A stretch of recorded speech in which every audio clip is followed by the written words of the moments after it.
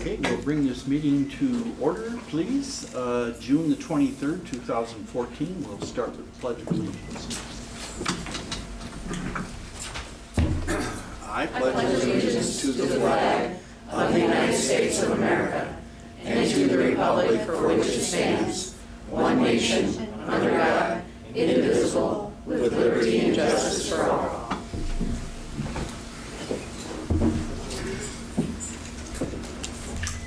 Okay, Judy, roll call, please. Ms. McGuire? Here. Mr. Heatley? Here. Mr. Lee? Here. Mr. Gajewski? Here. Ms. Carrasco? Absent.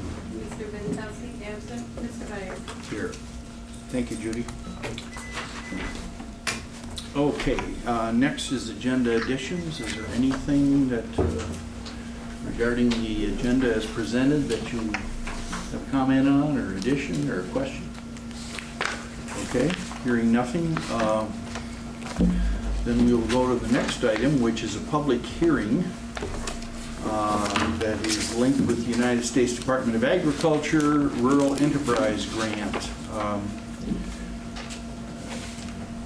Ian or Bob? Actually, Bob was. Okay. Anything you want to say about this in an explanation? Well, basically, by way of overview, this is a grant that has been sought through the USDA, and as indicated, it's a rural development business grant for purposes of rehabilitating or remodeling a building to accommodate a farmer's market. The original application amount was $99,500. The proposed award is $80,100. And as part of the process of moving forward in accepting funds and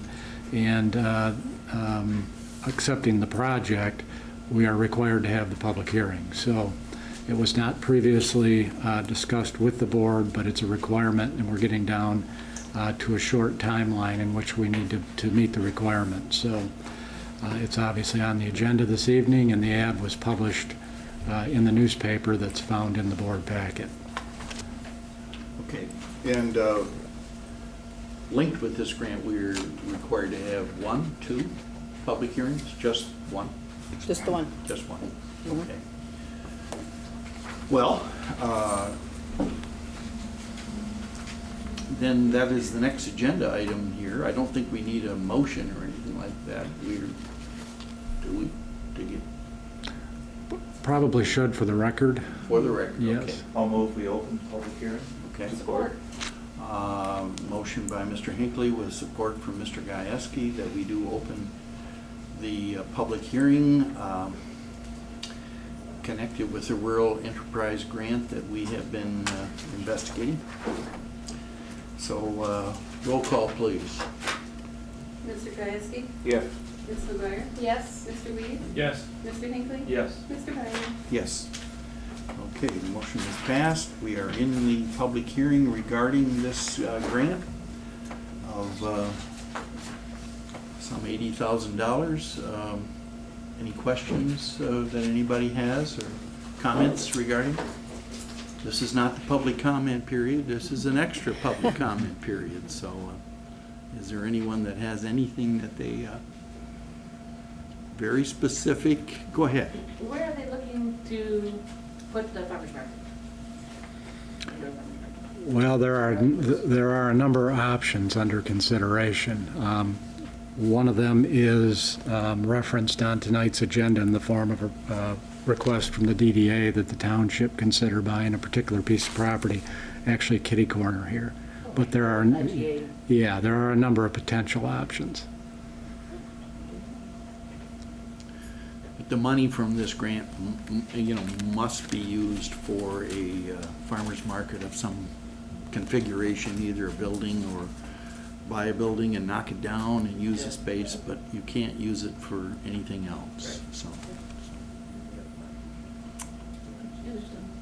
anybody else? Anybody else? Open to any questions? Tawas uses the Rural Enterprise Grant thing frequently, right?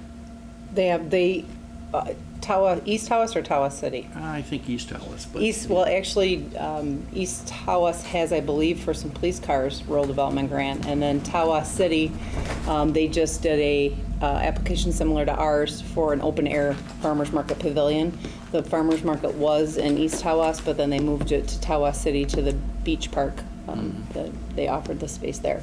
Because I believe that the farmer's market in the East Tawas area was, they wanted to have a permanent structure there, but it wasn't a publicly owned parking lot. So Tawas City offered up the beach park down along there, the mouth of the river there. So that's where they moved it. But these grants are not just for farmers markets or whatever. There's different forms. Yeah.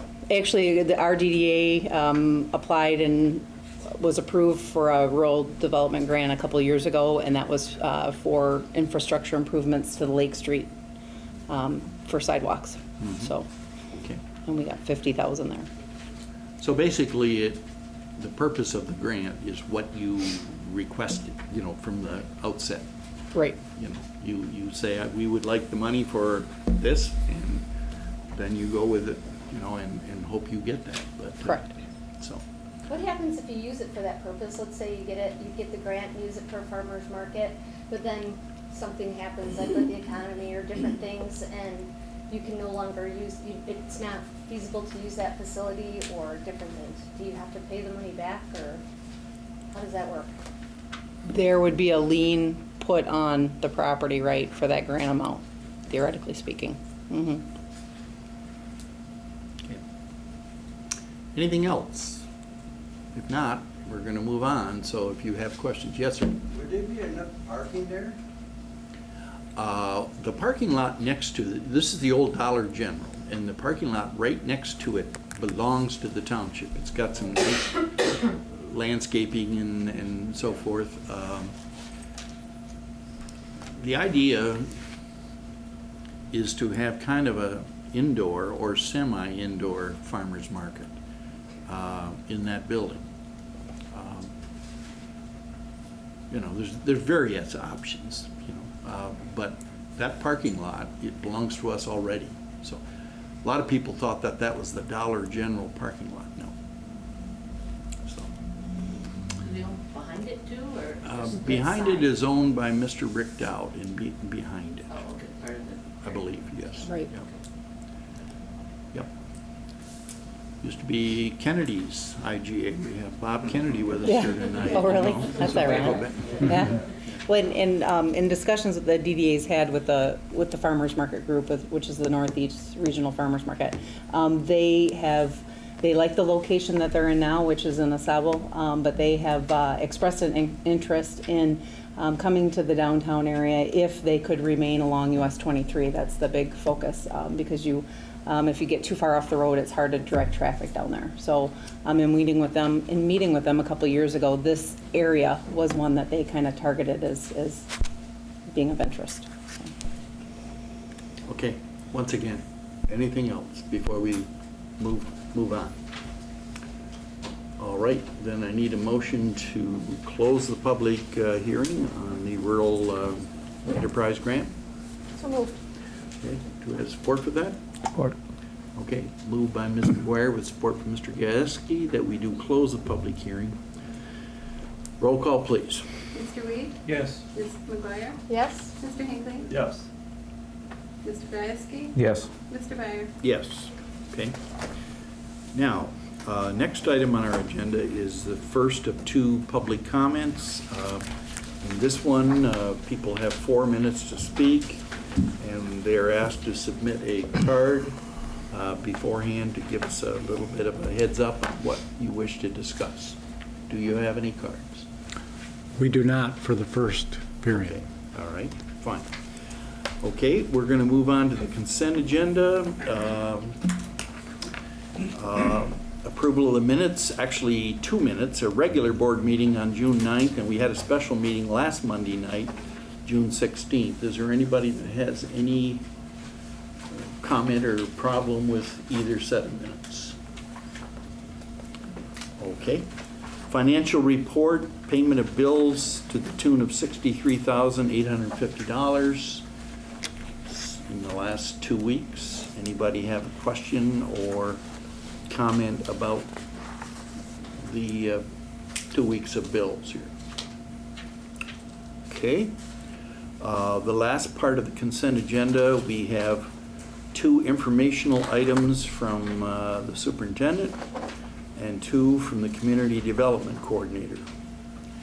We have 1 item dealing with the superintendent's contract, another involving a splash park that is being suggested and contributed toward by one of the service clubs in the area. And the Community Development Director has a VA clinic expansion item and an update on demolition of the old sewer plant. Anybody? Anything on any of those? Okay. It's, Splash Park? Yeah. When did this design here come into play? It was submitted by the Lions Club? Is that? No, it was not. Township staff solicited something so they would have a proposal for purposes of discussion within the service club. So within the last couple of months. Okay. 'Cause I thought what we talked about before at our work session was something quite a bit smaller than this.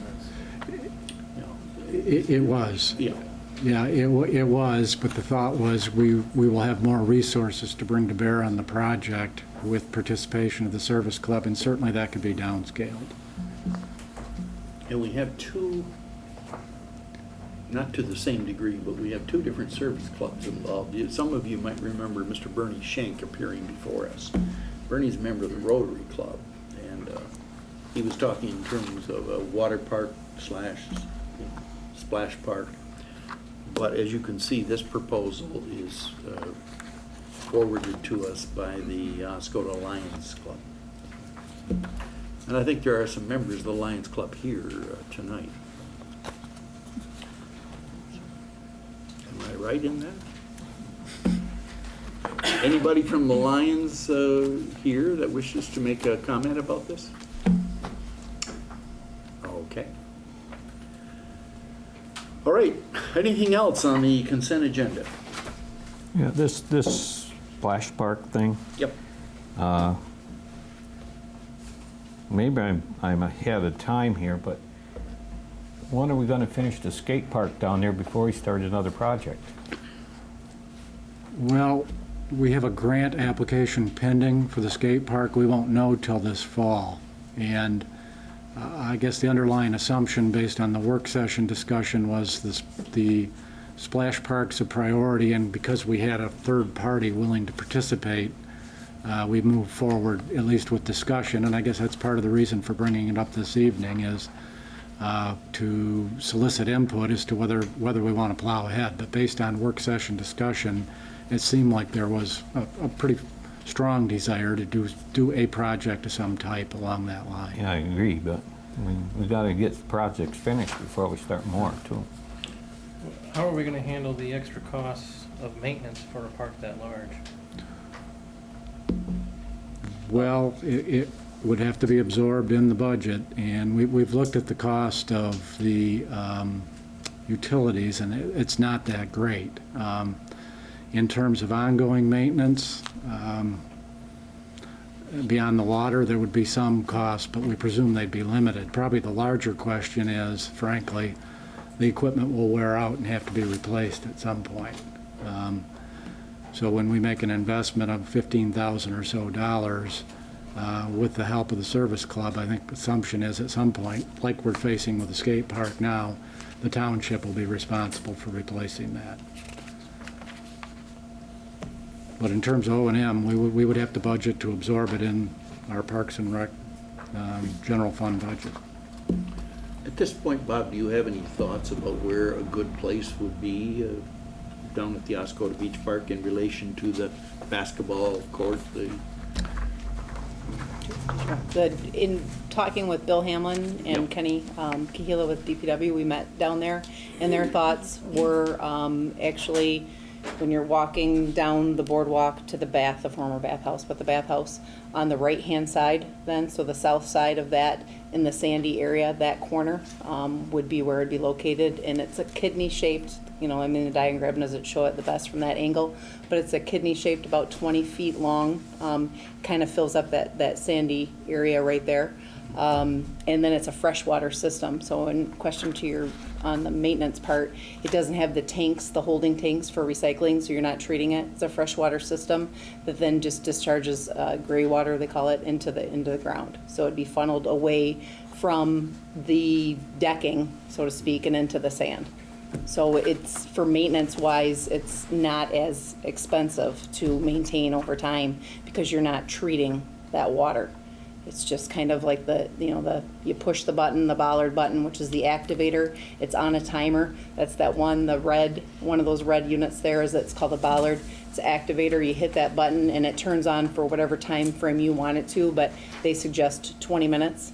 So it would turn on and then turn itself off. And then, like coming up with the use, we were basically kind of saying, if you used it every 20 minutes, we did the math for how many hours that is a day, and you set it for it'd be open from 2 to 6 or whatever time period we wanted. That's where we got the gallons for usage. So Kenny and Bill thought that was a good location.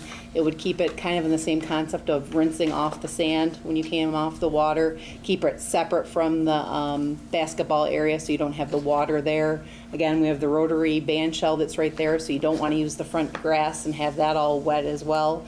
And then you'd kind of want to keep, you'd want to keep it around away from the playground equipment because, just having the water so close to the playground stuff, just the separation of space. Is the sand going to be an issue as far as the maintenance? You know how it builds up on the boardwalks and stuff during the springtime? Bill felt that area was a good area, and nothing is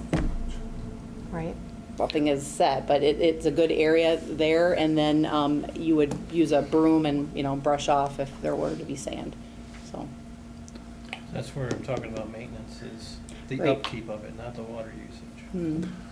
The labor that we need for it. Well, right. Are we gonna have to hire another part-time employee to help make up any shortfalls we have for other Right. maintenance that our DPW is doing? Well, and again, the owner, the gentleman that I talked to had said, if you have the spray nozzles and you're using a recycling system, sometimes you have more of a problem. But because this is you're not recycling that water and you're not running that through filters, your maintenance isn't near as involved. And then all those attachments are on a bolt system, so you take them off in the winter and store them.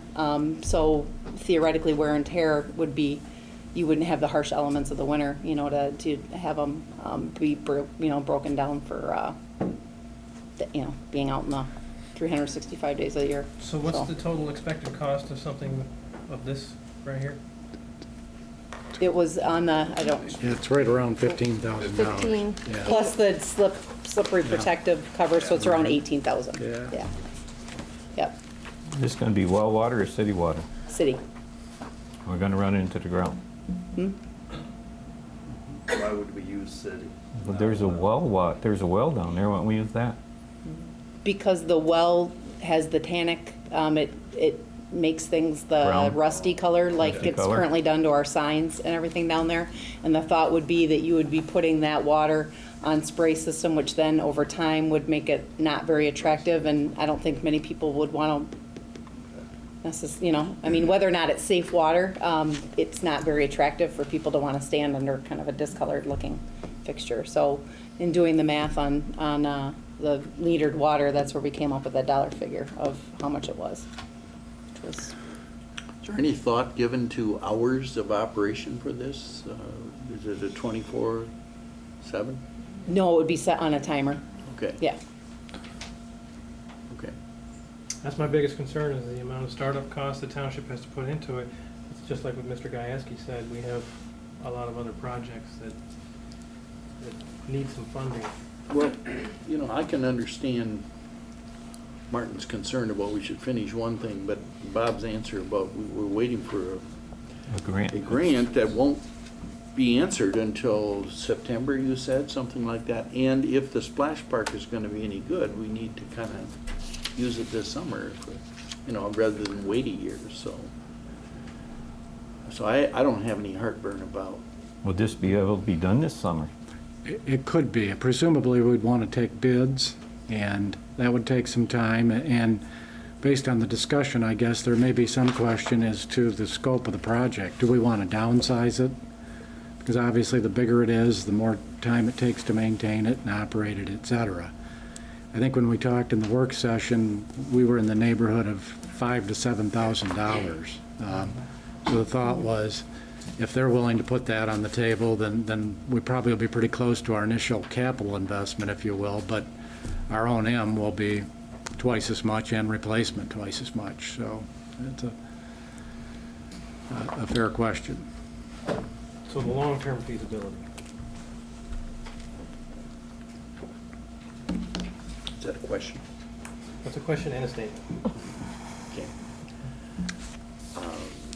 I don't know if this fits your question, but I don't think we should fill our beach park full of gimmicks and stuff, but I do think this would be a plus, and I'm in favor of it, especially since the local Lions organization is willing to put some skin in the game, and so. But anyway, that's my feeling.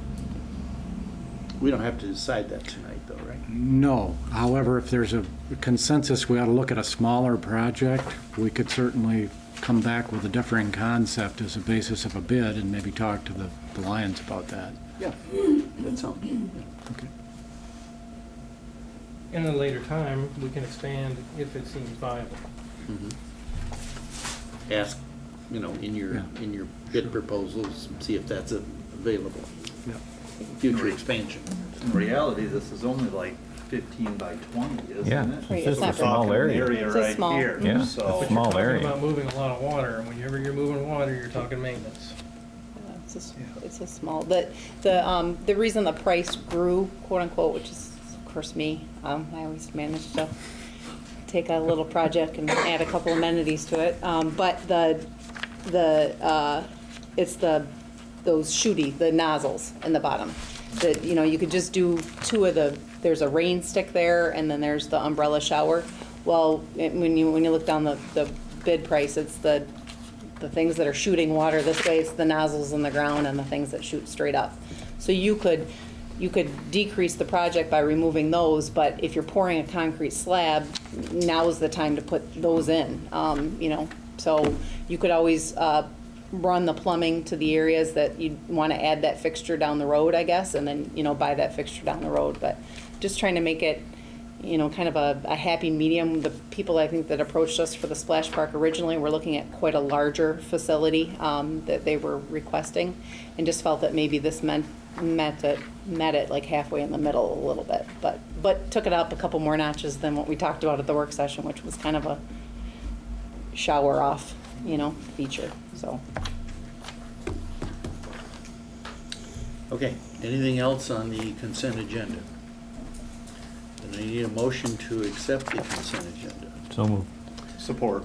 Okay, moved by Mr. Gieske and supported by Mr. Hinckley that we do accept the three-part consent agenda. Roll call, please. Mr. Gieske? Yes. Mrs. McGuire? Yes. Mr. Hinckley? Yes. Mr. Weed? Yes. Mr. Byers? Yes. Okay, motion is carried. Next on the agenda, we go to Superintendent Bob Stalker's regular report, action items, and the first one deals with fireworks. Yes. Township officials in Oscoda and Osable were notified recently that by the Fish and Wildlife Service that piping plovers had nested near Shoreline Park in Osable Township. And I've attached a copy of the email that provided that initial notification. Since then, there have been numerous discussions between townships officials from both Oscoda and Osable and the Fish and Wildlife folks, the most recent of which took place last Friday morning in my office. And the bottom line appears to be that the original launch site off the shore in Shoreline Park is not an option. And I went on in my original report to outline a couple of options and challenges. But At this point, the discussion has evolved somewhat, and I would, with the board's indulgence, ask you to take a look at the letter that's on the board table in draft form, intended to be directed towards our fireworks vendor. I think it more accurately reflects where the discussion stands currently. And what I'm looking for this evening is feedback and potentially consensus from the board that this is a reasonable approach given the circumstances that we're facing. Specifically, there are 3 locations under consideration, and I felt the vendor should be aware that the budget could change also depending upon which of those locations ultimately proves viable. So what I've attempted to do is list those by order of preference, with the first being the South Rivermouth Jetty, and that would only be viable upon confirmation from the Coast Guard that they would accept a permit application. Oscoda Township, as I understand it, has now got endorsement from the Corps of Engineers. We've applied for an MDNR permit to use the parking area and also the walkway to load materials before the show. If you're familiar with that structure, you undoubtedly would be aware there are some logistical challenges involved in getting materials out onto the jetty. The vendor actually indicated they'd probably come up the day before, stay overnight, and begin the work in getting the materials out there, potentially storing them overnight. There would be an additional fee involved of $500 to $1,000, and we would, along with Oscoda, have a few employees involved in facilitating movement of the materials out onto the jetty. Because of the launch conditions, there would be a 6-inch maximum shell in that location. Another option, and the second option based on discussion to date, would be the Oscoda Beach Pier. That too would be subject to a Coast Guard permit and limited to 6-inch shells, at least based on the preliminary assessment. To make a reasonable amount of the beach accessible to spectators, the 6-inch shells would appear to be the best fit. That would actually allow people to get onto the boardwalk itself, and that would be the perimeter, at least heading west from the pier structure. It would also require that we get permission from a private property owner to the north, since the safety zone encroaches there.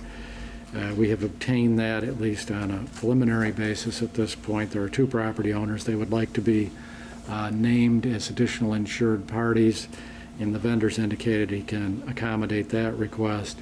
We've also talked about the need to cover the end of the pier with some kind of flame-proof tarps to protect the structure.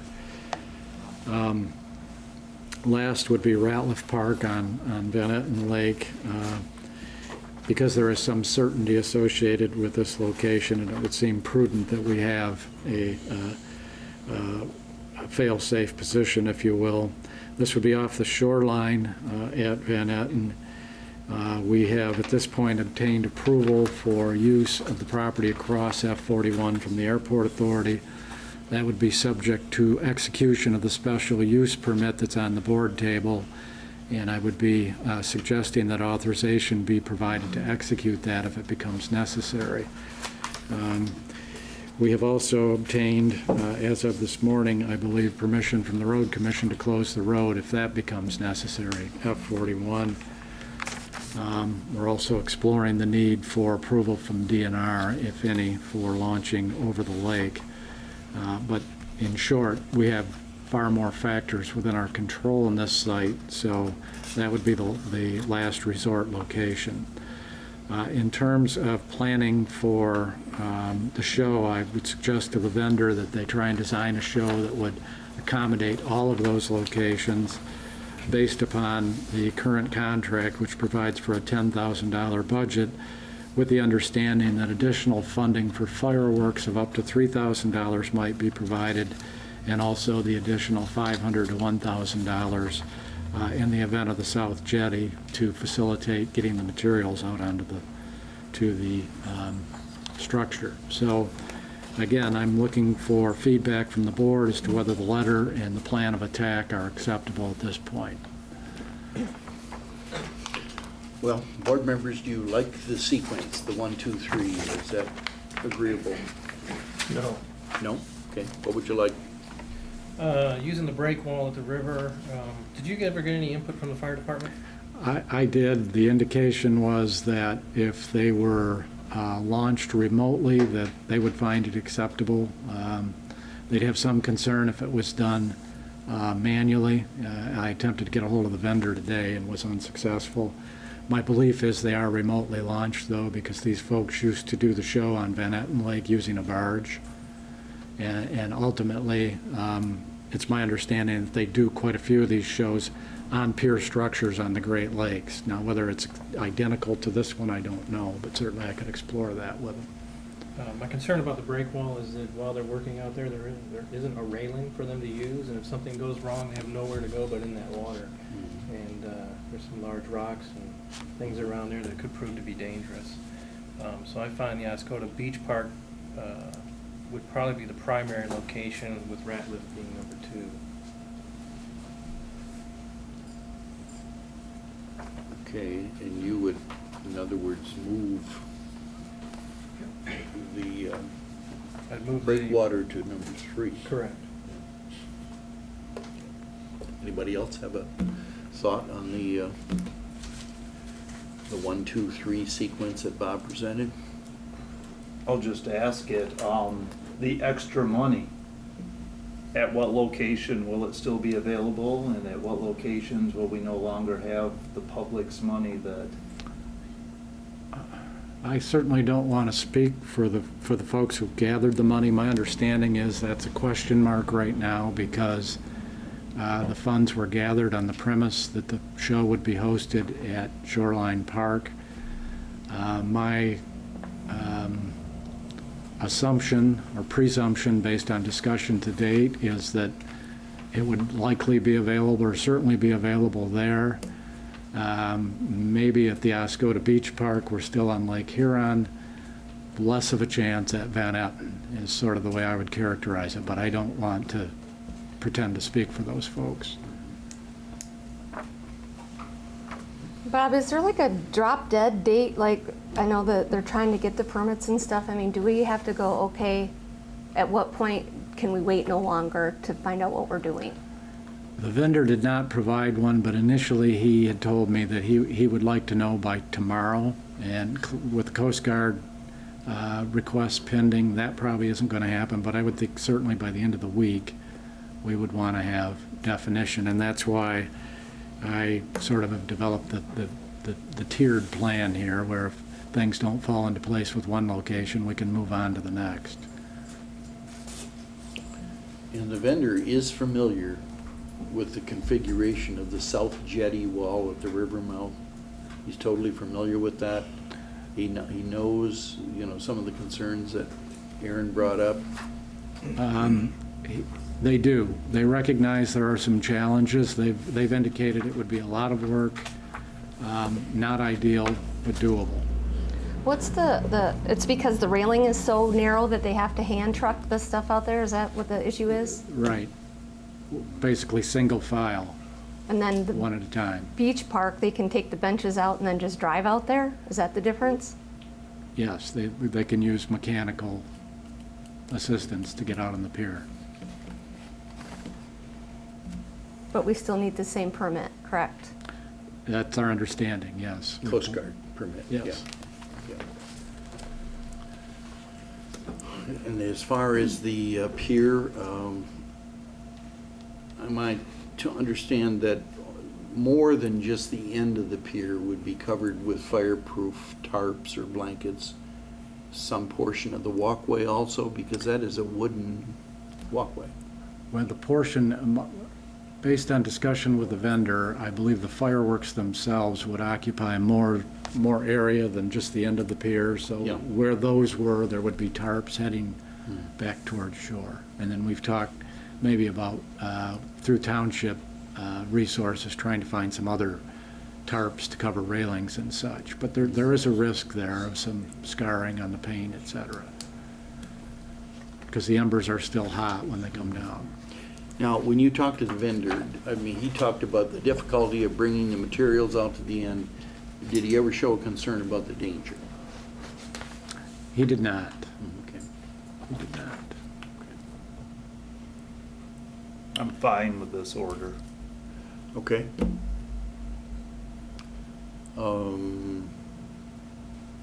Want to make a motion to that effect, or is there more discussion? You have a comment? I'd be interested in us forming a committee to work with the Friends of the Fireworks, the CBB, the Chamber, the Fish and Wildlife, and DNR over the next year to find a more viable, permanent location where we won't run into these issues of Mhm. wildlife or.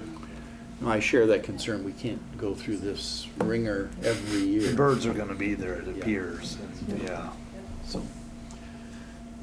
no, that's a good suggestion, but, And the 2 townships. yeah. Anyone else have a comment about this? So we're gonna tell them to prepare for 10,000, because we don't know which of these 3 we're gonna have, and we don't know how much of the 3,000 or 4,000 that I keep hearing rumors of that are contributions that are gonna be available. Is that right? 10 at a minimum and up to 13 for the show. Okay. So he knows that this is a little bit of a He does. state of flux on the finance, okay.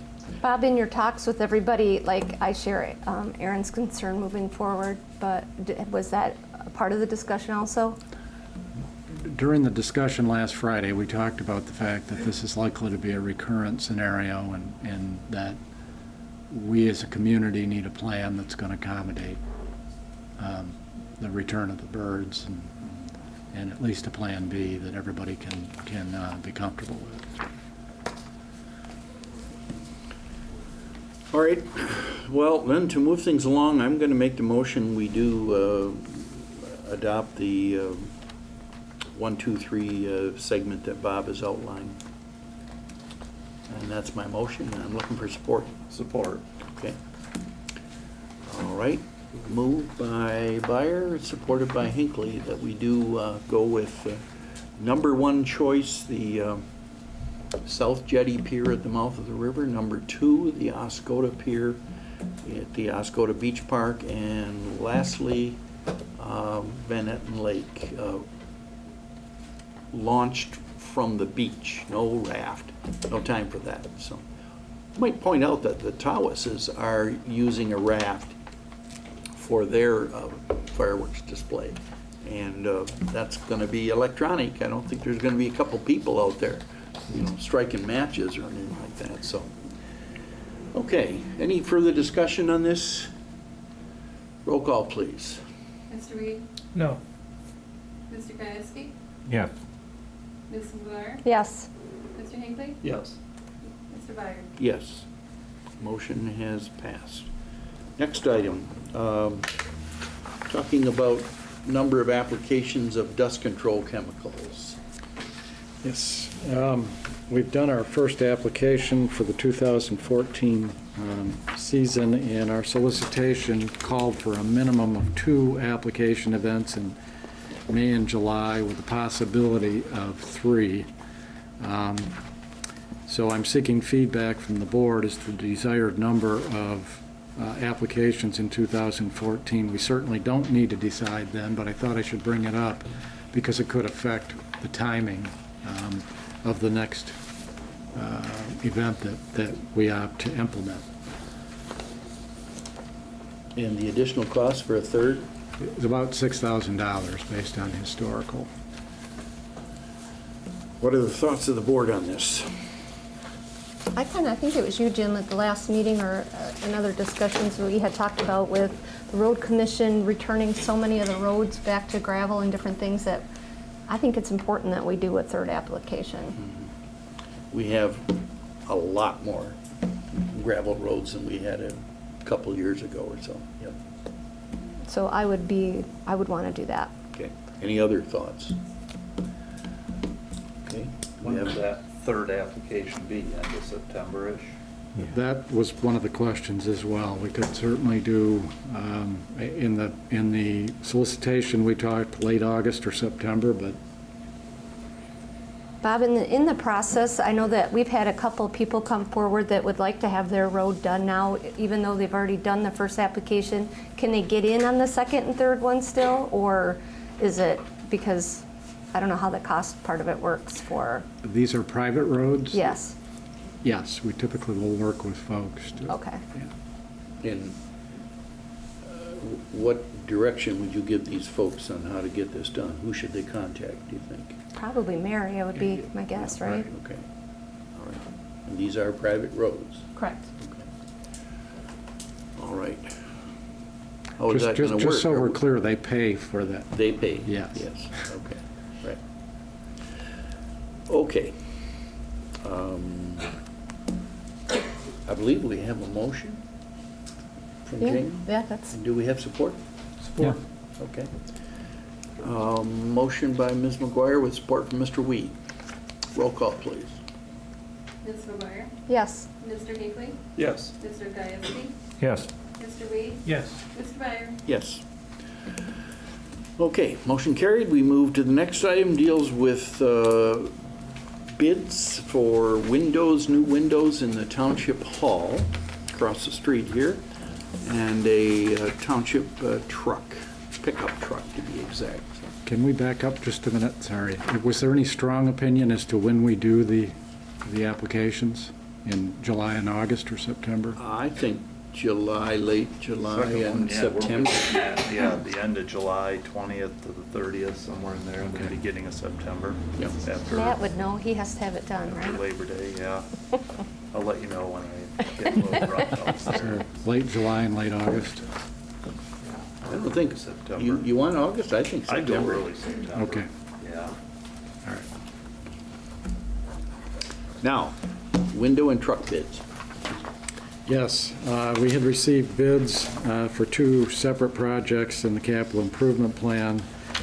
One, the purchase of a new 3/4-ton pickup truck, the other replacement of a large number of windows in the Township Hall building, and I had indicated that we would have recommendations this evening, or hope to have recommendations, and that is indeed the case. As to the windows, the low bid was submitted by Trans Architectural of Oscoda in the amount of $16,450 if we opt for the bronze windows in the front of the treasurer's and assessor's office, and $16,200 if we go with standard glass. The consensus seems to be we should upgrade to the bronze windows. There's not a lot of cost difference. We had budgeted $15,000 for this expenditure, so we're slightly over, but nonetheless, the bids seem to validate that the cost is going to be in that immediate area. Is there a concern about loss of heat or anything rot around the frames? Or what? Why are we talking about this now? They're old windows and presumed to be quite inefficient. They date back, most of them, to the 80s, the 1980s. It's very cold in the winter and very hot in summer. What about the need for the bronze? I think it's a good idea. Well, I don't know if we're doing the lobby ones too, but I would include that if we're going to. Number one, for the security in the offices, we count a lot of cash, and it's reflective. Like I just said, gets really hot in there in the summertime with the morning sun that comes in, and same with the wintertime. I think it would help reduce some of the lighting and stuff. Besides, it looks really nice on landmark titles. It's a couple $100 difference, right? Right, that's it. Yeah, 250. But there is a lot of times that we have, older parks money, and John's desk was right relatively close, and it's just a good thing, security-wise and efficiency-wise. Okay. And these 1-inch thermal paints or Yeah, dry these are- paints? Yes.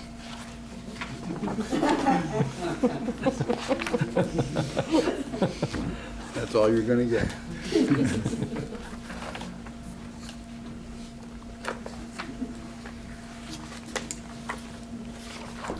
I'll make a motion to go forward with replacement for the township windows with Trans Architectural. Okay. I would support that. So the motion's made by Mr. Weed and with support from Mr. Byer. Any further discussion? Roll call, please. Mr. Hinckley? Yes. Ms. McGuire? Yes. Mr. Gieske? Yes. Mr. Weed? Yes. Mr. Byer? Yes. Okay, then next we move on to the Simpson contract We're gonna do the for... truck bids. Truck. Oh, the truck bids, thank you. Yes, the truck bids. Yes, we received several proposals to furnish a pickup truck, actually 3, and then we have gotten pricing from the My Deal bulk state of Michigan program. However, on the board table is updated pricing through the My Deal program, and it appears as though the low bid, as a result of the bid process, is the actual effective low bid, that being $29,010, including the plow, for a Ford vehicle, and that's a 2015, not 14 vehicle from Zubek Motors. We had budgeted $30,000, So it says 2014, but in actuality it is 15. 2000. right, Okay. Is this the plow that the guys want? it is. Is it? Okay, I'll move we go ahead with the purchase from Zubat for Support. $29,010. Okay, motion by Mr. Hinckley with support from Ms. McGuire. Anything further? Roll call, please. Ms. McGuire? Yes. Mr. Hinckley? Yes. Mr. Weed? Yes. Mr. Gieske? Yes. Mr. Byer? Yes. Okay, now the water leakage contract with Simpson. Yes, there is a professional services contract that's been prepared with M.E. Simpson for a number of services that the company had proposed, including leak detection, water auditing, and loss assessment, and large meter testing. You might remember that this is a cooperative project with at least a couple of other municipalities, and it now appears we have consensus to move forward. So this contract is intended to serve as a template of sorts. It would be modified as to the contracting party, cost, and other relevant factors, but basically be generally consistent for all the parties. There appear to be a few minor changes that will be necessary when it's refined, and the vendor has not had a chance to review it. However, I do not expect those to be substantial, so I'm seeking authorization from the board for the supervisor and clerk to execute the document with any changes that the township attorney might deem appropriate if necessary. Okay, any discussion or questions regarding this? And just for the benefit of the audience, this is leak protection for fresh water, not sewers. Did they say what time frame they would be able to start the process? They had intended originally, they had hoped to get started this month, given the fact that the contracts, as far as I know, need to be approved by the municipalities. I would expect July. Okay.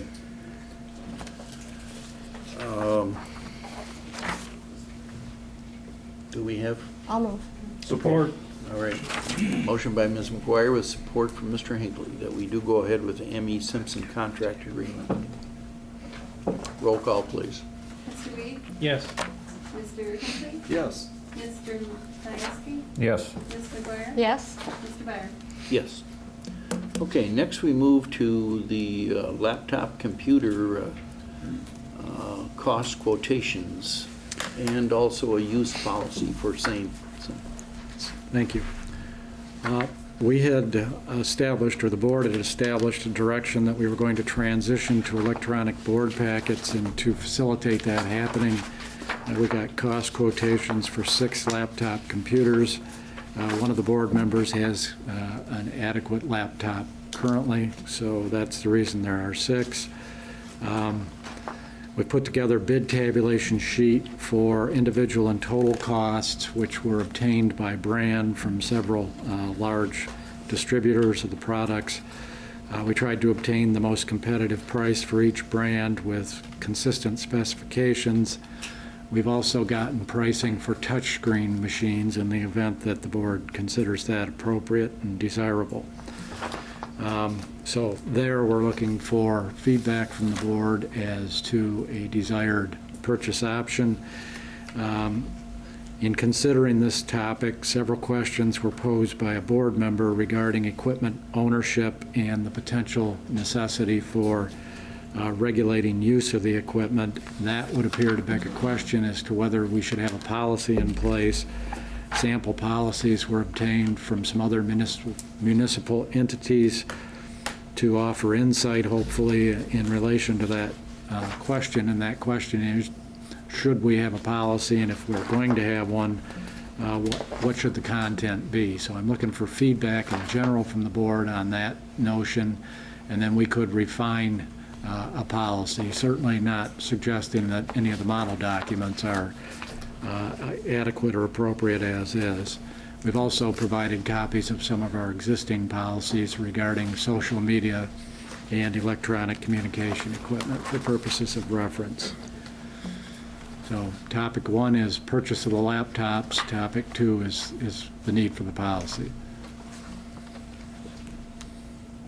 Okay, do we have any opinions or? Well, I know we had talked about the iPads, and everybody kind of liked them because they were touch screen kind of deal, but the screens aren't very big. You wouldn't be able to read a lot of the documentation that we get with the board packets probably. So I'd like to see us go to the touch screens. I think it'd be a little bit more user-friendly for some people that aren't very tech, Jim. I have no idea who you're talking about. That would also reduce noise from keyboards. Yep. Right? Okay. I had a couple of people, talk in terms of iPads. They're cheaper. You can do things with them, write on them, highlight whatever you want, and they are cheaper. One person brought it to my attention that large hospitals in the southern part of the state, whenever they have committee meetings, it's all iPads. But if there is a major difference in the screen and stuff, I should be, as Jamie kindly pointed out, the last person to talk about this. But I just throw that out there because I've had a couple strong opinions that iPads are the way to go. It's up to you guys.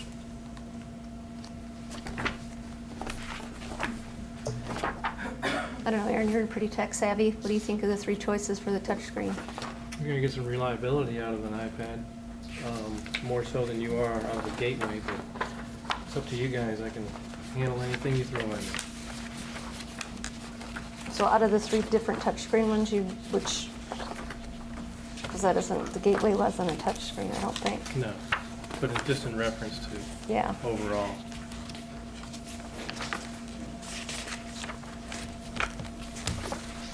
Bob had alluded to that Lenovo, is that? Lenovo? Lenovo, yeah. that we've had good luck with those in the past, that they seemed that they were pretty reliable. Yes. And I didn't really see a big difference in what you get, what's included as far as different products and software on there. I think it's pretty much just bare bones, really, which is really all we need. Yeah, something to read. Right. Look up is basically all we're doing. Yeah, I'm good with Lenovo too. Those are usually quality built. Can take the abuse from Mr. Buyer. Slamming. Do you think I'm going to get frustrated and just Right. use the gavel? Okay, so the larger number, basically $3,000, $2,999.94 is for sales. Correct. Yes. Yes. Okay. So is it the will of the board that you'd like Mr. Stalker to investigate the Lenovo touchscreen? I think we're moving forward, right? We've already kind of investigated. That's the question, Okay. yes. Okay. Okay. You got what you need? You'd like probably a Hi, motion? Bob, I move that we go ahead with the Yes. purchase of 6 of the Lenovo touchscreens. Support.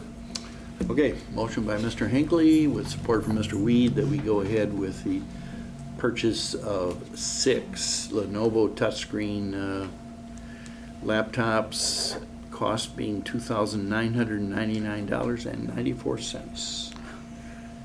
That price includes shipping? Does that include tax? Probably not. We probably don't get We charged don't- We won't tax. have to pay it. Oh, okay. All right. Roll call, please.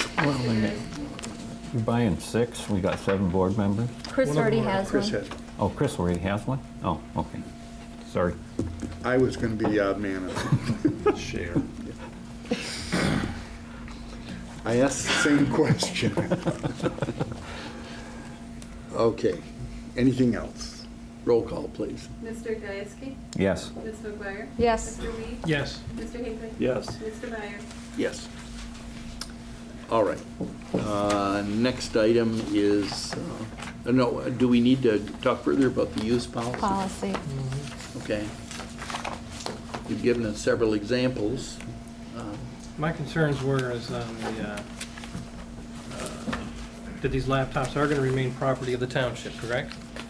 And if so, how will equipment accountability be handled?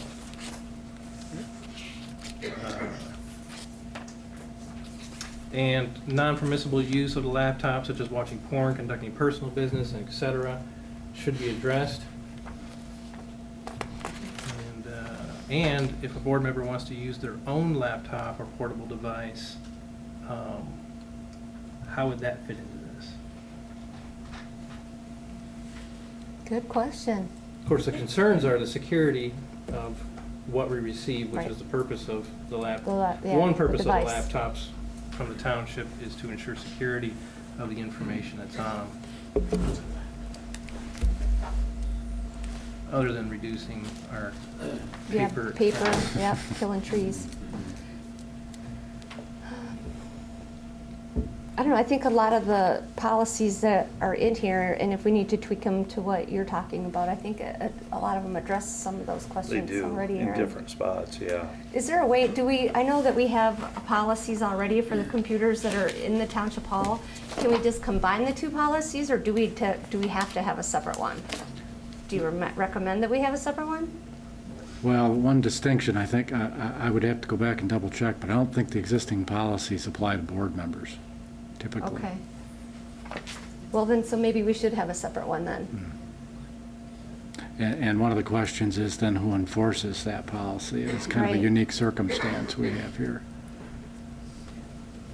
They all pretty much address pretty much the same thing, from what I could tell anyways. I liked this one, it was a little bit more straightforward with the laptop policy acceptance form. I don't know if you guys got a chance to look at that. But it's like when you got it, it tells you, and like when it gets checked, they check it, and whether it's new, used, damaged, those type of things. There's a place for comments overall where it was checked, and kind of addresses it, and maybe we could expand a little bit on it if we needed to. Yeah, I think a consolidation of some of these, pulling points out of each one and putting them on Right. one policy would work well. Do you want to pick one tonight, or do you want to look them over a little bit better? And then when we have the 2 absent members, vote on it? Or is it necessary to vote on the use policy tonight?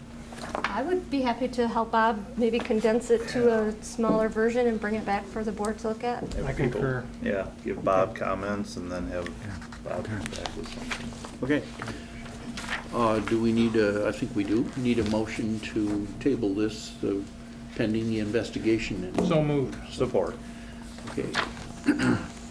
Motion by Mr. Weed, support by Mr. Hinckley. And roll call, please. Mr. Hinckley? Yes. Ms. McGuire? Yes? Mr. Gieske? Yes. Mr. Weed? Yes. Mr. Byer? Yes.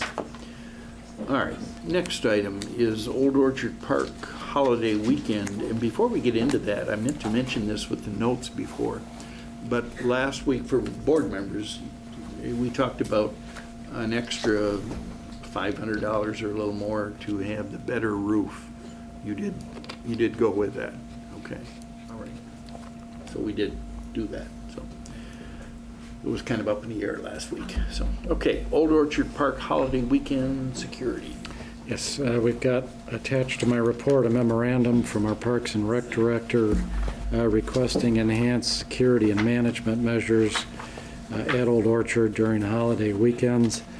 The memo was prompted specifically by issues that arose this past Memorial Day weekend, and in general by similar but probably less extreme situations in the past. And to summarize, under certain circumstances, the park is inundated with visitors in the evenings that often result in late-night management and control issues. The specific requests that were made were relative to additional law enforcement presence and limitation of visiting hours for minors.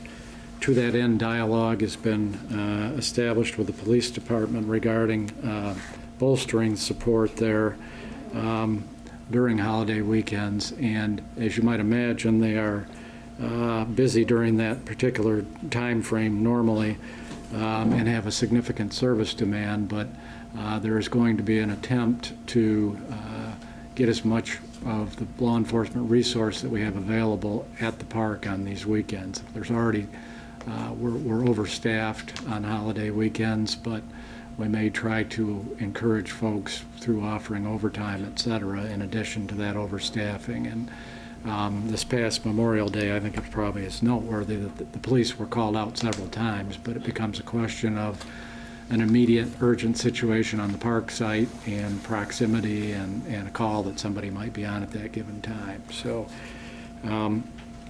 as to limiting the visitation of minors after 5 p.m. As outlined by our Parks and Rec Director, my suggestion is that the board endorse that request as it's being proposed. And with that, I would note that some questions came up earlier today from a board member or board members regarding the scenario wherein we have a camper and maybe their minor children are coming to visit them to a specific campsite. In speaking with Al about that, we could accommodate that through the camper calling the office and putting the gate on notice on a logbook, et cetera. So we have a way to maybe deal with that scenario. But basically, the floodgates open, and once folks get on the property, it's hard to control and regulate. When would this ban on people less than 21 take effect? I mean, what hour of the day, or all the time? I think 5 p.m. is what he's suggesting. 5 p.m. Yeah. Okay. And for the duration of that day. Mm-hmm. Is it only going to be for the holiday weekends, or will it be every weekend? Holiday weekends is the thought. Let's see if that cures the problem. Okay. Do we have a motion to go ahead with this plan? I'd like to know what specifically does it mean an effort will be undertaken to bolster such support? Well, to schedule more folks than we can if possible, although I'm advised that with 12-hour shifts and the holiday weekends, that could be a challenge. And again, offer maybe additional overtime to people that normally wouldn't be on the schedule. Can we contact the county and maybe get some of them in the area, possibly? Cruise up this way, at least one night of the weekend, or? We certainly could do that. And the state police. Right, and/or. Yeah. Okay. Now, do we have a motion to go ahead with this holiday weekend policy? So moved. Support. Moved by Mr. Hinckley with support from Mr. Gieske, that we do go ahead with the under 21 age ban from entry. I mean, not if they're already there or they're with their family, fine, but new kids coming in, so after 5 o'clock. Roll call, please. Mr. Reed? Yes. Ms. McGuire? Yes? Mr. Hinckley? Yes. Mr. Gieske? Yes. Mr. Byer? Yes. Okay. Next we have evaluation of sludge content in our lagoon system. Yes, I've attached communication from our engineer at Spicer talking about the potential benefit of hiring a contractor to assess sludge levels. And this topic arose during discussion of the SRF work plan and design engineering efforts that are going to flow from it. There is some uncertainty regarding the exact amount of sludge in the lagoon cells, and the concern is that unless we know when we accept bids, that uncertainty could translate into additional cost. So she thinks it would be to our benefit to assess it, and probably something we need to know sooner or later anyway. And obviously during the warm weather months, or at least I'm told, that's a better time to undertake the work. Then we can give an accurate assessment to our bidders of the amount of sludge removal that's going to be necessary. She solicited cost quotations from several companies and only got one back, that from Biotech Agronomics, in the amount of $4,000. So given her communication and rationale for moving forward, I'm seeking feedback from the board as to accepting the proposal. My suggestion is that we do that, but do it subject to development of a contract agreement, which would be brought back before the board for ratification.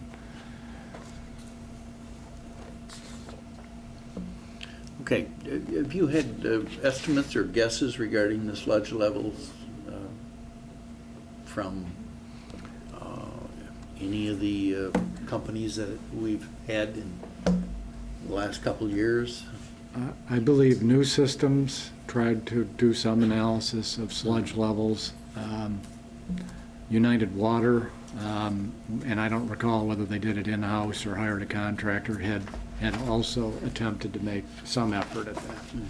But there doesn't seem to be a comprehensive database that we can rely on at this point. Okay. Well, any other questions? Will this amount be able to be rolled into the SRF or the SAW-2 grant to be reimbursed for? Not sure. Potentially the SAW, but I could ask that question. I would be curious. Not that we won't do it because of that, but I'd like to know if we could. Certainly worth asking. Mm-hmm. And the results of this evaluation are going to tell us what? The amount of sludge that's going to be need to be removed to implement the project. And that's the only data we're going to get out of that.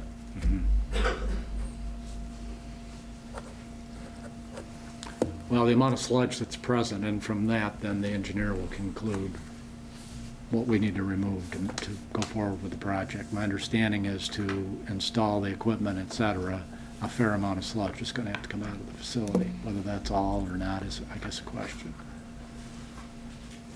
What do they do with this? They take it out, where does it go? I think ideally they land apply it. Is that still allowed? If it's got the right content, and that's another question that needs to be evaluated. They will do some analysis, going back to Mr. Weed's question. That's what I was wondering, if we're going to get more out of that. Yeah, they will do some analysis also. When's the last time this was done, Bob? I don't know that a comprehensive sludge judge has ever been done. It's been kind of hit and miss, to the best of my knowledge. Would be quite a bit there, maybe. Mm-hmm.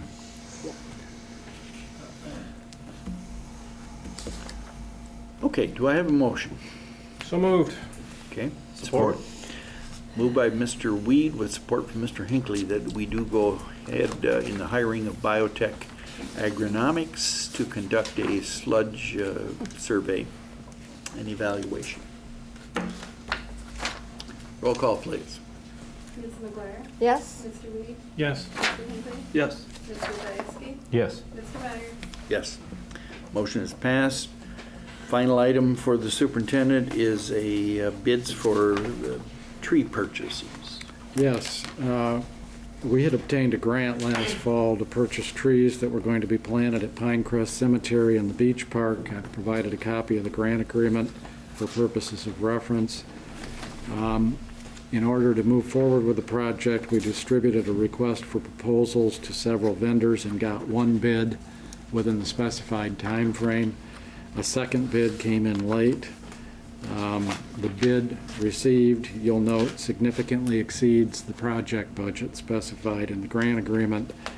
That was was established based upon a quotation from another vendor that we received last fall. So we have a situation where there's not a competitive validation of the bid we did receive, and it's not in conformance with our bid expectations. So given that scenario, I'm suggesting that the bid we got be rejected with the understanding that we will reissue a request for proposals later this summer with the intent of doing a planning program in the fall.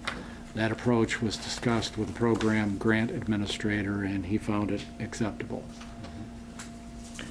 The trees at Pinecrest Cemetery, are these brand-new trees, or are they to replace the greenery that was severely damaged by the winter temperatures? They were intended to be new trees, but that could change based on what happened this past winter. And I would be correct in saying, for the benefit of the audience, that we're not talking about the trees along US 23. You know, everybody has noticed that some of them aren't doing so hot. Some are doing fine. But we're talking about something else here. We are. Yeah. Okay. I'll move. Okay. Support. Okay, the motion is to reject the bid and rebid, right? Okay. And that motion was made by Ms. McGuire with support from Mr. Weed. Roll call. Pardon me? Mr. Hinckley. Hinckley. Mr. Hinckley, I'm sorry. Close enough. Better than Mr. Bissonnette. That's Right? Mr. Gasko? Yes. Ms. McGuire? Yes. Mr. Hinckley? Yes. Mr. Weed? Yes. Mr. Dyer? Yes, yes. Okay, next we move to the Community Development Coordinator, Ann Richards. She has an item regarding the U.S. Forest Service conveyance of property on the former Wordsmith Air Force Base. Thank you. In 2008, the Oscoda Township Office for Economic Development was given authorization by the, at that time, Township Board to move forward with converting a long-term lease into the sale of the Wordsmith property parcel 066-028-100-02000 to the U.S. Forest Service. A copy of the materials that were given to the board at that January 14th, 2008 meeting were attached, as well as the meeting minutes to my report, to give you some background for this agenda item this evening. Now to flash forward 6 years to the present day and the current status of this conveyance. In March of this year, as part of a yearly review that my office conducted for the former Wordsmith property status, we noted that the donation of the previously identified parcel had not occurred, and that most recent correspondence in the file dating back to 2010, the Forest Service had indicated that the documents were being reviewed by the Office of General Counsel in Washington. Also, I would note that this was a list of many items that needed to still occur when my predecessor left the office. And we just kind of missed the fact that this one hadn't still happened yet. So just wanted to note that.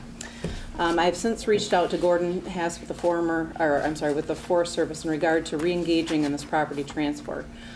It would appear that the reason for the delay on their part, in fact, was due to retirements and transfers within the Forest Service, but they are ready now to move the process forward. To summarize where we are today, the Forest Service is ready to move the property conveyance forward, converting from the long-term lease to ownership. In 2008, Township staff suggested 2 conditions that should be attached to this transaction. The Forest Service is unable to accept the second of the 2, which I've identified in the italics in this narrative. And that was, the long-term vision for this area of Wordsmith includes removal of the multi-unit style residential structures. As such, the conveyance transaction should include a requirement for the Forest Service to remove the multi-unit residential structure in the event that the Forest Service ever intends to sell the property or the residential structure ever ceases to be utilized for Forest Service purposes. In addition, the Forest Service is unable to accept language in the transfer documents that indicate that all local and state ordinances would be adhered to when maintaining and constructing anything on the property. I also included an email that was from Gordon that indicated they generally do follow all rules, but they do not pull permits.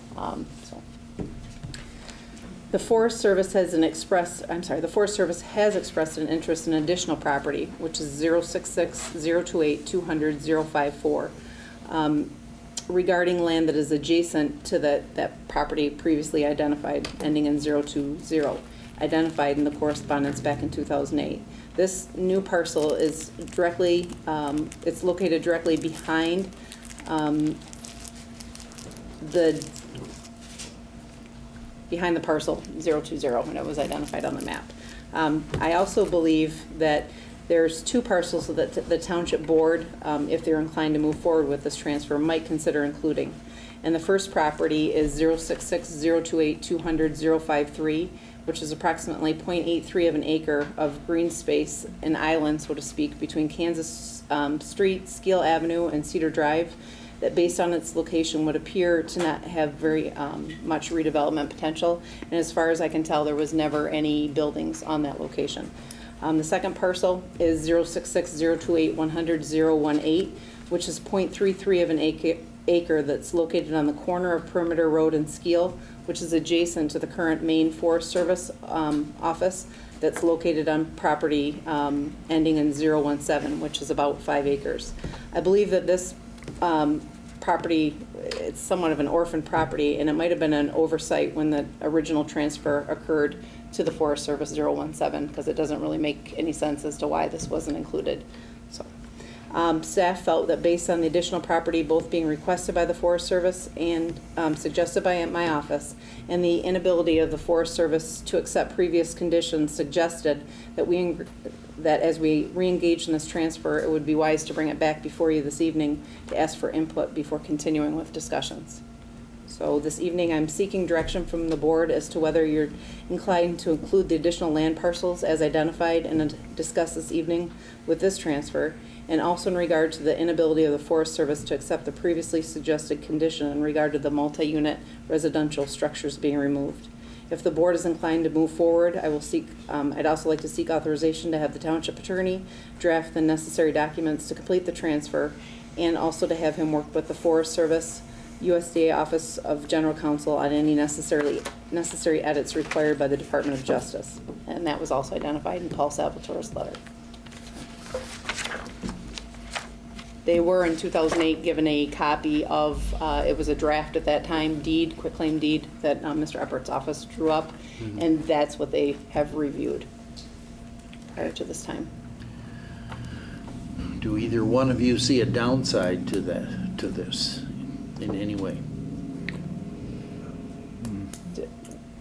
Well, I mean, I guess I'm sure Bob has additional comments, but the residential, I mean, in looking back, I think the thought was the removal of the residential structures is kind of obvious if they were to walk away and not use that anymore. There are still, because that was kind of the direction, with the Pine Street demo and everything else, there are still multi-units along that stretch, both in the Forest Service and then also the senior condos that are there, and the Airport Authority's property that has the dorms as well. When this was first discussed, there was still the long-term lease and didn't have any idea how long it would take to convey it into a sale. Now, we do have the property from the airport, or from the Air Force, and so we could readily convey it. So we know that that's not going to be indefinite as to how long it take place. And they are actually included some material in there. They are currently doing upgrades to the existing main office. That was what the pictures were that were towards the back. They don't show up as well as color, but they're going to change the front. And they've been doing maintenance right along in the garages, including new roofs and so on. So, and their main part of wanting that additional land is to create a compound, so to speak, with the fencing.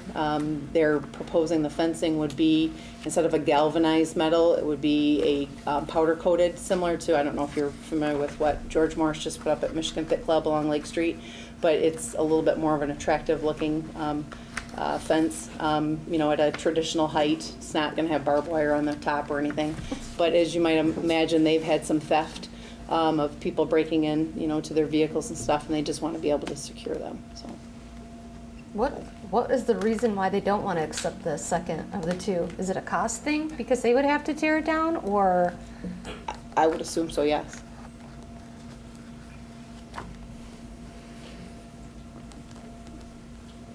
Any other questions from the board?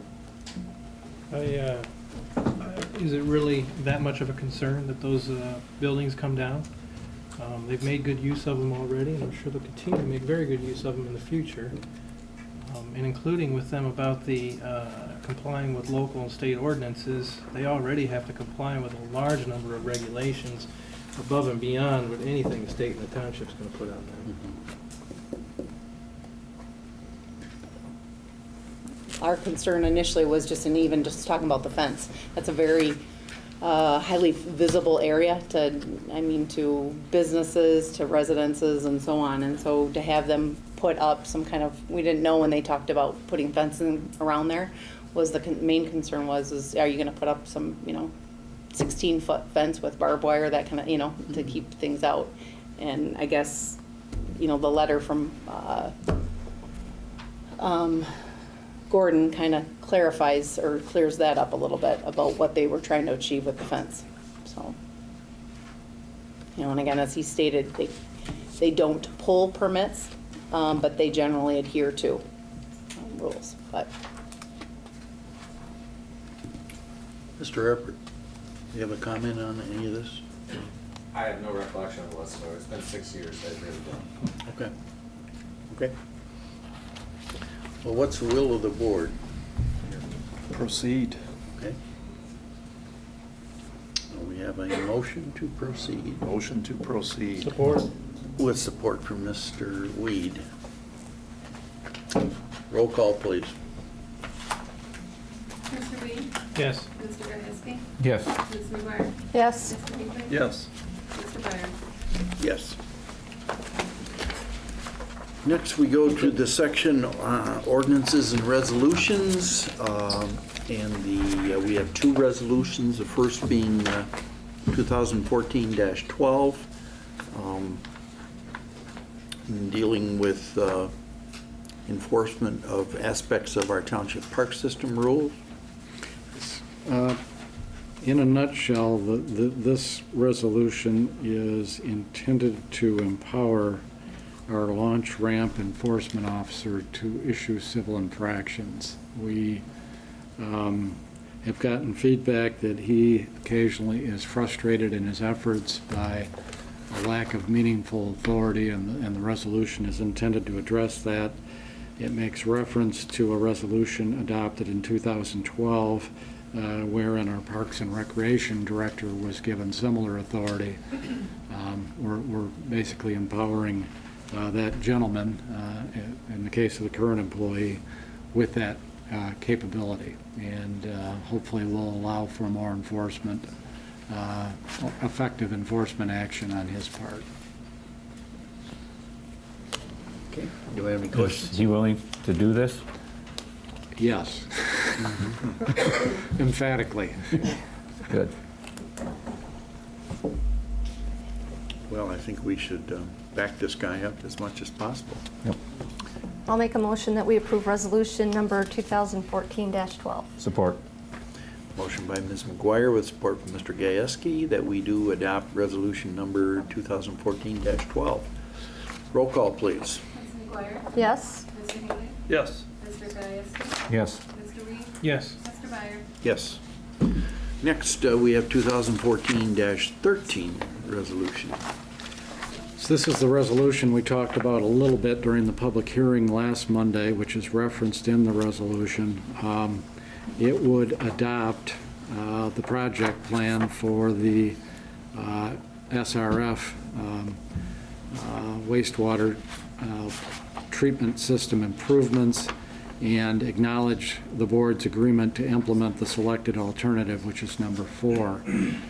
We provided copies of not only the narrative of the project plan, but also every attachment, so there's no question as to what was included here.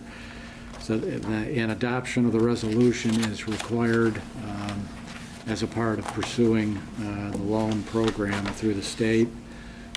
If the resolution is adopted, it will be included in the submittal that Mr. Jewison intends to make yet this week on behalf of RAZD Engineering. Any further comments or questions that were not covered last Monday?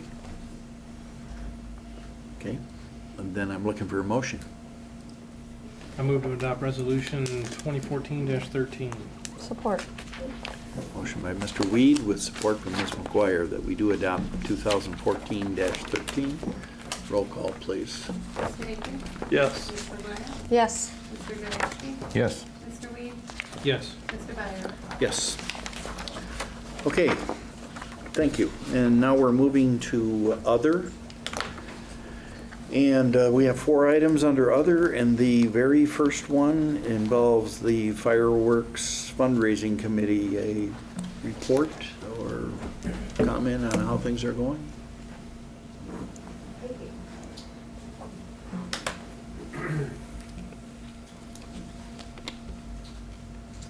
Good evening. Hi. Just an update on, for the committee.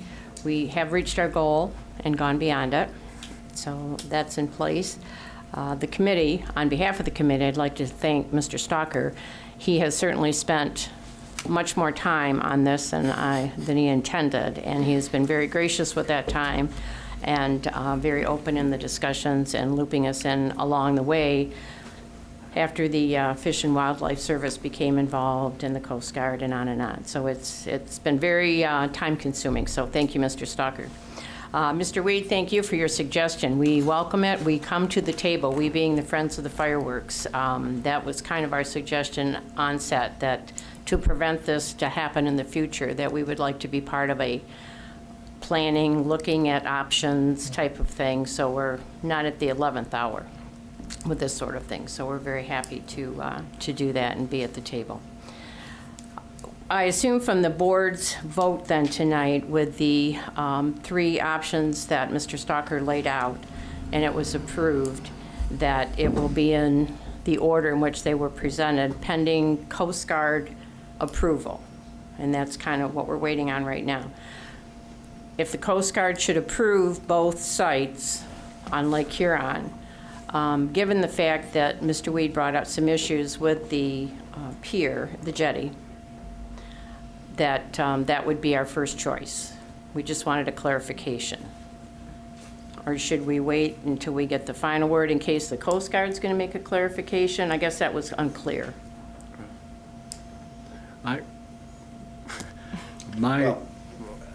The Coast Guard, both option 1 and option 2, I think you understand, are tied to a Coast Guard.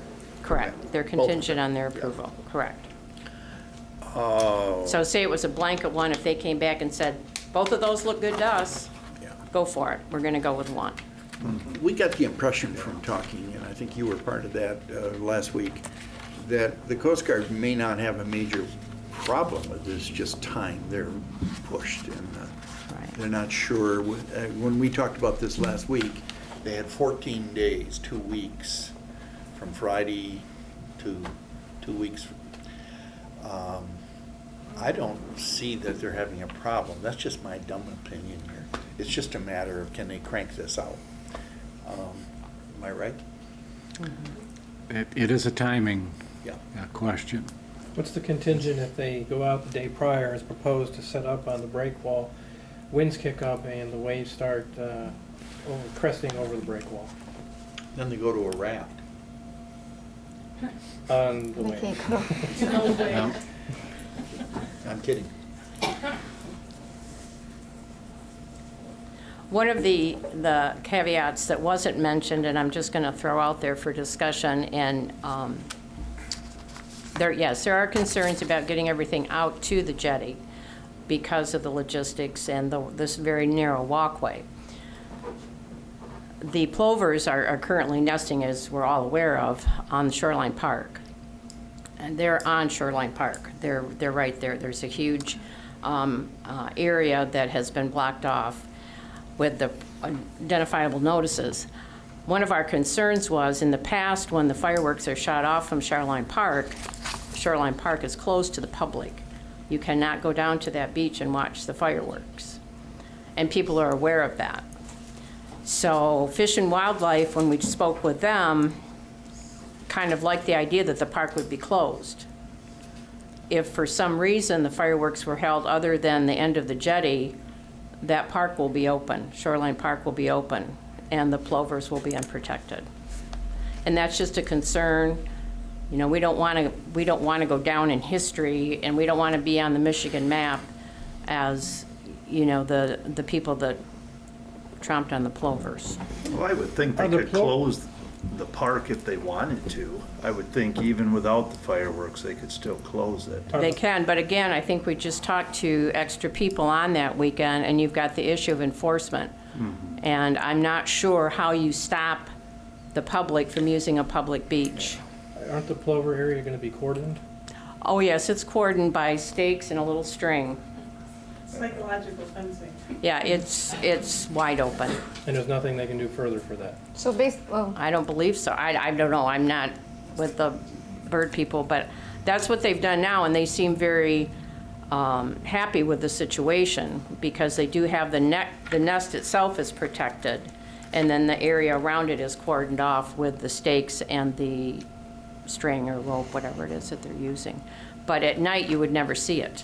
There's no lights what's going down to there. stop people from going there if you close it, if it's at the jetty? What's the difference if you, We were told by some township officials that because it's always closed when the fireworks are there, that people just know they can't get there. Maybe one or two, and there's been a person from the township down there because of the fireworks, because they help with the fireworks, and they've just said, you know.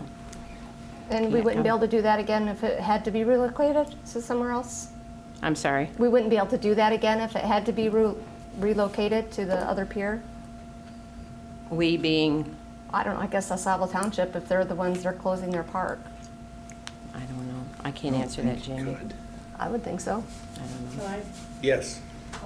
It would be, it is kind of status quo that our park is closed the 4th of July, so that would not be a surprise or especially offensive to anybody, I don't think.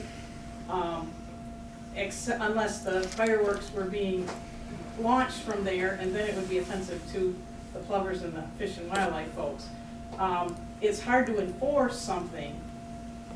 If we were to go to Oscoda Beach, Shoreline would become a prime spot to watch. And there'd be crowds that. So you're saying that we should have it on the break wall just for the purpose of closing that park? No, I'm just saying but let's not forget that particular issue that becomes up. Isn't there only one road that you can get in there by the chamber, basically? That you can pull into that park?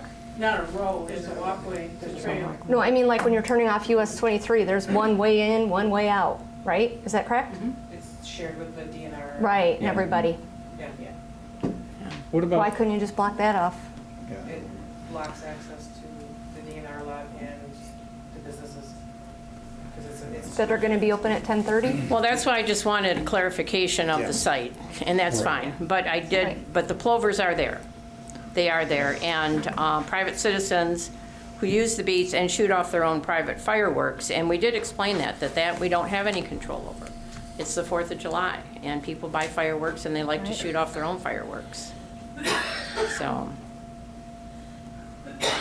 Are there a lot of people that watch fireworks from the DNR parking lot and boat ramp? Yeah. Okay, so if you close that road, that would not allow people There's to a get. private marina there, people Yeah. live there during the season, Yeah. so, I mean, there's at least two.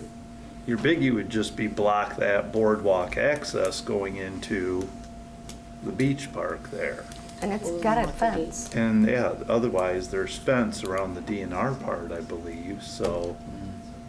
Could you block off the DNR? Well, will you have to block, can you get permission from the DNR to block off their parking lot? I don't 'Cause think you you'd can- want to. There's a spot for hundreds of people to park right there, so I would Right. think, I mean, Yeah, let the they people can still park park there. there. There's no reason you can't park there or in the marina, even Right. in the parking lot of the chamber.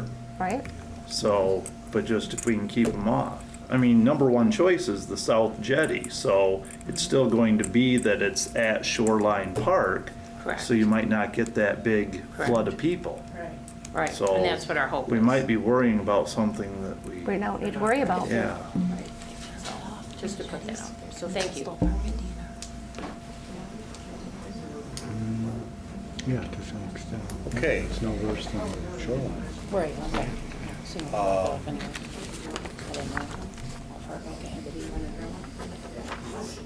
I'm sorry, my fellow,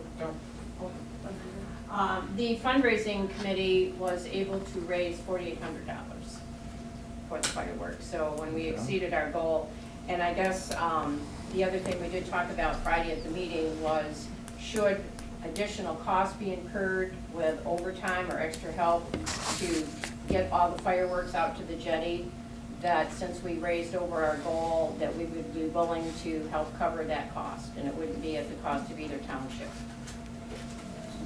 Mary, so if it's not at Shoreline Park, then we wouldn't be getting any of those funds then? If it, for some reason, Not let's say. if it's at Ratliff. If it's at No, Oscoda, we right. would have to, in fairness to some of our large donors, at least notify them that it would either be Coast Guard that says no, Right, you know, and that's got a lot more clout than any of us, obviously. So if we could go to them and said, the Coast Guard said that South Jetty is not going to work, so, but the pier will, you know, like I said, in fairness, because we did go out and solicit funds to keep it at Shoreline. So I think in fairness to some of those donors, we would do that, but yes, we would still have those funds available. You know, one thing we haven't talked about is if we have the South Jetty, it's going to have an effect on boat traffic in the river. There's a lot of people like to watch fireworks from their private boats, and at some point, they're going to have to close the river, I would think. I get the sense that that's where that the Coast Guard will direct us on that, as Yeah. far as timing, and maybe even have a boat or two in the area about that, you know, we gotta get with them. So there is a difference in the permits. The jetty is a little more complicated in the eyes of the Coast Guard Could be. than the downtown We don't pier. know. Could be. Yeah. Okay. Any other questions of the committee? Okay. Next item is a retirement notice. Retirement notice of one of our valued police officers. Yes, Police Officer Michael Hearn has indicated that he will be leaving employment of the township to retire with a target date of September 25th. Okay. This is negotiable. it sounds like. Yeah, probably trying to finalize things, but in any event, Mike's been with us a long time, and his supervisor indicated a valued employee, and I would suggest that the board acknowledge his notice and accept it with regrets. definitely. We're talking about Officer Michael Hearn, the tallest police officer we have. So. He will be missed, that's for sure. yes. Motion to accept his resignation? So moved with regrets. Okay. Support. And support from Mr. Gasky. Roll call, please. Mr. Weed? Yes. Mr. Hinckley? Yes. Mr. Zayatsky? Yes. Ms. McGuire? Yes, Mr. Dyer? Yes. And next item we have is a grant application from Oscoda County, and they're asking this township for a letter of support. Yes, through the Equalization Department, they're seeking $71,525.25 to digitize parcel maps countywide, which will benefit not only the county, but all the individual governmental units in the county. And this is a draft letter of support for which approval is being sought for the supervisor to execute on behalf of the township. And their timeline is, I believe they need this by the 25th of the month. All right. Do we have a motion? Sounds like a reasonable request. So moved. Support. Moved by Mr. Weed with support from Mr. Hinckley that we do provide the letter of support to the county. Roll call, please. Mr. Zayatsky? Yes. Ms. McGuire? yes. Mr. Weed? Yes. Mr. Hinckley? Yes. Mr. Dyer? Yes. Okay. number 4, Downtown DDA, Downtown Development Authority, property acquisition request. I would suggest that the board consider setting that aside for the time being. Okay. Is that agreeable? Yep. Yes. Okay. All right, then we are at our second public comment. No cards needed, but the 4-minute time factor still applies. And you said you had a card. Yes, Robert Kennedy would like to talk about his candidacy for the 106th House seat. Thank you. Good evening. Yes, my name is Robert Kennedy, and I am here tonight to introduce myself as a candidate on the Democratic ticket for the Michigan House of Representatives here in our 106 district. I've been a lifelong resident here in the 106 district, and born in Elkona County, but raised right here in Oscoda County, in fact, in this very block, and live just up the street here where the Methodist Church addition has been added on. My family did have a small business here in town, a grocery business, and I had the privilege of working for them for my first few years of my working life. I graduated from high school in 1966 here in Oscoda, went to college at Lake Superior State, Alpena Community College, and Michigan State University, and got my bachelor's degree from Michigan State, came back and was lucky enough to land a teaching job right here in Oscoda. So fortunately came back to my hometown, and I was an elementary teacher here for 38 years. Why am I running for office? That's the big question that I get. People say you retired, you've done public service, now you're asking for a different kind of public service. And yes, I am. And the main reason that I'm running is I want to make sure that all of the 70+ thousand constituents here in the 106 are represented, especially those of us who have been left out with the current leadership. My goals, and I'll just highlight a couple of them. The biggest issue I think we're confronting is campaign finance. There's way too much money in the election process. That amount of money, I think, breeds corruption. It makes it more likely that we're going to run into corruption.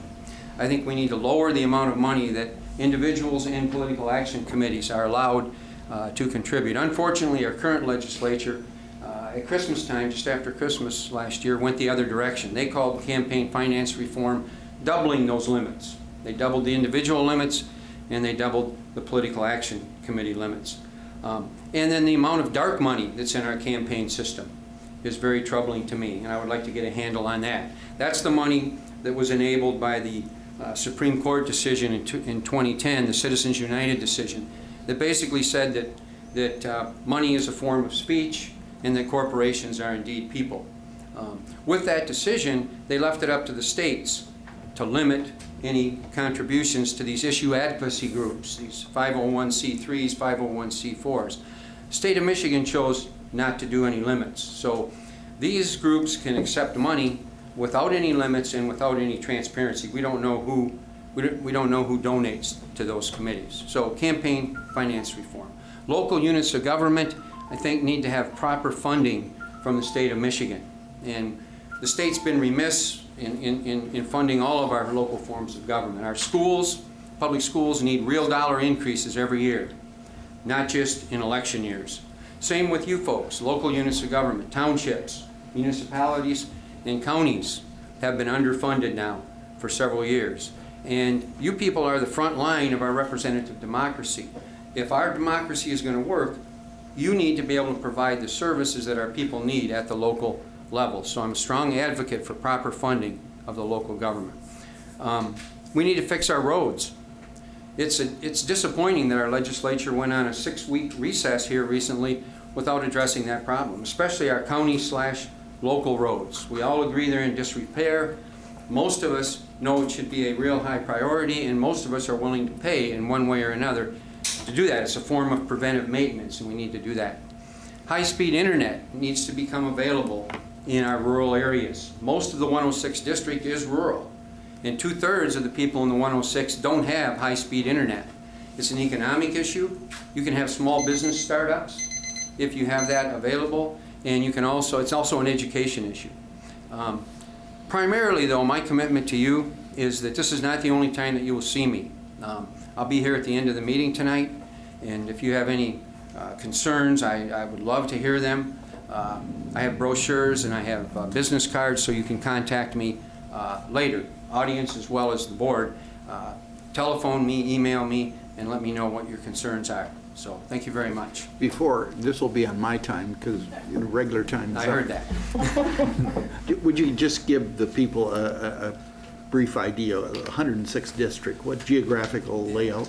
Yes, it runs from Iosco County all the way north to most of Sheboygan County. So it takes in Iosco, Alcona County, all of Alpena, all of Presque Isle, and most of Sheboygan. Sheboygan City is not in it, and I think there's like 4 other townships in Sheboygan that aren't in it. But it's a huge district that takes up most of the sunrise side of the state. And it's a beautiful district. My wife Margie and I have been traveling around since September, meeting people, knocking on doors, and introducing myself to the voters. So thanks for bringing that up, Jim. That's a good point. Thank you, Bob. Anyone else? Anybody else? Yes. Okay, Kaiser, a couple little things. Our flagpole is still empty. We've got all this money for iPads and trucks and whatnot. Please, can we purchase a flag, or do I have to like try to conjure up Betsy Ross or sew one myself? All right. Also, on this illegal activity of donating the funds to the fair, you, sir, Mr. Beyer, stated that a few of the other counties had done so, and my mom always taught me, if my friends jump off the bridge, am I going to do so along with them? And on that, my concern is why must we follow those other places in illegal activity if there's other ways of going about this? Okay, also, real quick, I do know when you guys talk about this fireworks issue, the people that are helping in the community had the money up at the time of the big meeting, am I correct? Pretty much? They always seem evasive when they come to that, like the people don't have the money ready. I know better. Okay, also on the dust control issue, as Mr. Kennedy stated, dust control wouldn't be needed on these private roads or even on any of our other roads if we maintained them. And again, we've got money for all these other things, and our roads are going back to dirt and gravel. So if we could get a flag ASAP, it's going on 2 months now since I brought up the topic. It'll be 2 months, July 12th, as a matter of fact. And also, does the township have a map of the sewer and water works that we've been discussing, not the fresh water as well as the wastewater treatment areas? I would like to get a copy of that if possible at the township, if available. Does anyone know if they have that there, or? We have a series of maps. We have a fairly up-to-date water system map. The sanitary sewer system is a series of maps, and one of the things we're going to do with this SAW grant funding is put together a comprehensive digital map. All right. Well, I'd like to see the proximity of the waste with the other stuff. And on that note, again, I still feel money is better spent fixing, repairing, or replacing these systems rather than just testing and measuring sludge. And if you know the sludge is deep enough, just remove the sludge instead of paying someone all these thousands of dollars again to tell you how much sludge is in there and then remove it. Just remove it. And please, please, please get a flag. Thank you so much. The flag is on order, correct? Yeah. Flag's on order. Good, thank you so much. Yeah. And when I mentioned 4 other counties, they seem to be totally satisfied But with. it's illegal, and I don't understand why that's okay. I But- don't get that. I know. That's your opinion. And, No, it's not my opinion, that's the law. okay, all right.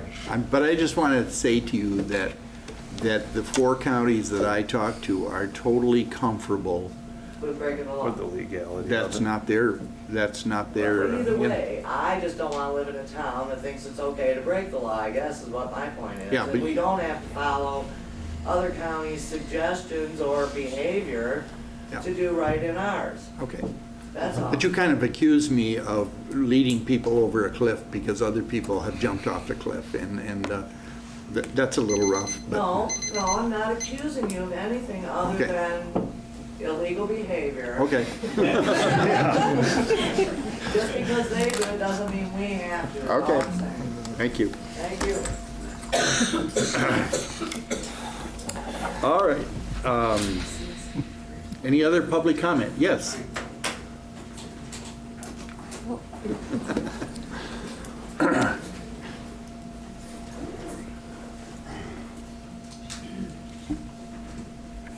My name is Gilbert Izagari, and I live out to the air base.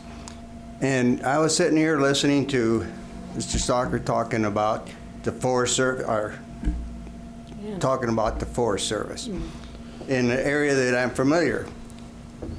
But they were just giving us numbers of the partials. And then she added that there was one parcel that was missed, and I don't know exactly where that was missed at, and these two parcels that she's talking about. And I was sitting here looking, we got a projection screen down there, and I'm sure we have a projector.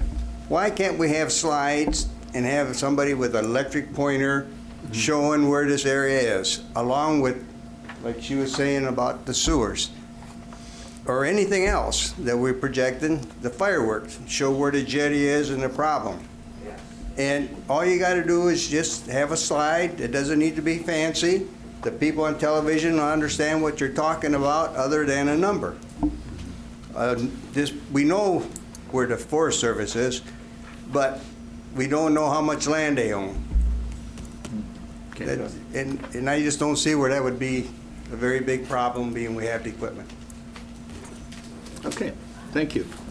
I might point out that Mr. Izagari's donations here a year or two ago, in the last couple of years, on behalf of his, in memory of his wife, was kind enough to donate funds for a bench on the boardwalk, right? Very nice, so thank you. So. Anyone else? Okay, board comment, anybody? First of all, I would like to thank the Lions Club. I don't know if they're still here, but this whole idea of the splash park, whatever we end up with, for them to include us in their plans is great, and we thank them for that. Second thing is I would like to announce to the board and any public that's interested is that the parade marshal is a kind of a job that goes to the supervisor each year, and I'm pleased to announce that we have a multiple group, the Downtown Beautification Committee here in town, that do such a marvelous job. You got to see them working all the time, different seasons of the year, whether it's harvest time or Christmas time or spring or whatever.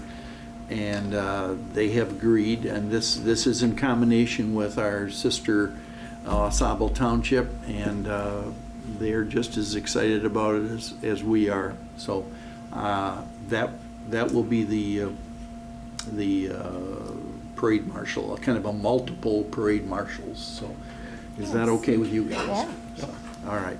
So Can we fit them all in one vehicle? Yeah.